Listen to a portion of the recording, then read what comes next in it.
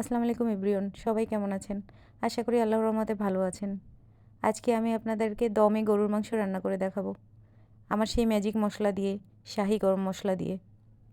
আমি এই জন্য 1 কেজি পরিমাণ গরুর মাংস নিয়ে নিয়েছি। তাতে আমি গোটা 4-5টা রসুন দিয়ে দিলাম আর পেঁয়াজ কুচি দিয়ে দিয়েছি। পেঁয়াজটা আমি মোটা মোটা করেই কেটেছি, যেহেতু দমেই রান্না করব, দমে এমনিতেই সেদ্ধ হয়ে যাবে। তারপর দিয়ে দিলাম গোটা তেজপাতা, শুকনো মরিচ একটু চিড়ে দিয়ে দিয়েছি, 2-3টা এলাচ, 2-3টা দারচিনি, 2-3টা লবঙ্গ এবং 2টা কালো এলাচ, কালো বড় এলাচ। তারপরে দিয়ে দিলাম আদা বাটা 2 চা চামচ, রসুন বাটা 2 চা চামচ এবং জিরা বাটা 2 চা চামচ। তারপরে দিয়ে দিচ্ছি লবণ, হলুদ। এইবার দিয়ে দিব শুকনো মরিচের গুঁড়া, লাল মরিচের গুঁড়া। এই তো আমি এবার সব মশলা একসাথে মাখিয়ে নিব। আমি গরুর মাংসটা সরিষার তেলে রান্না করব। আমি সবসময় সাধারণত গরুর মাংস সরিষার তেলেই রান্না করি। এই তো আমি তেলটা দিয়ে দিলাম। এইবার আমি সব মশলা একসাথে মাখিয়ে আধা ঘন্টা সময় পর্যন্ত রেখে দিব।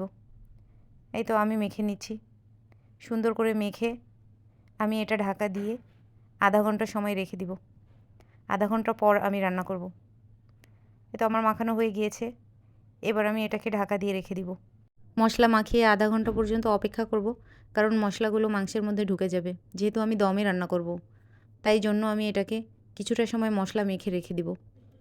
এই তো আমার মাখানো প্রায় কমপ্লিট। এখন আমি এটাকে আধা ঘন্টার জন্য রেস্টে রেখে দিব। রেস্টে রাখার পর আমি আপনাদেরকে দেখাচ্ছি। এই দেখুন, এমনিতেই তেল ফুটে উপরে চলে আসছে। এখন আমি এটাকে চুলায় মিডিয়াম আঁচে দমে রান্না করব। এই দেখুন, আমি মাংসটা তাওয়ার উপর দিয়ে দিয়েছি এবং মাঝে মধ্যে ঢাকা দিয়ে একটু নেড়ে নেড়ে দেখাচ্ছি। সুন্দর মতো তেল ফুটে গিয়েছে আর মাংসও সফট হয়ে যায় এইভাবে। এখন আমি দিয়ে দিচ্ছি সেই ম্যাজিক মশলা ভরা ভরা 1 চামচ। আবারও আমি দমে রেখে দিব কিছুটা সময়। এমনিতেই আমার মাংসটা সফট হয়ে গিয়েছে। এই মাংসে আমি কোনো পানি দেইনি।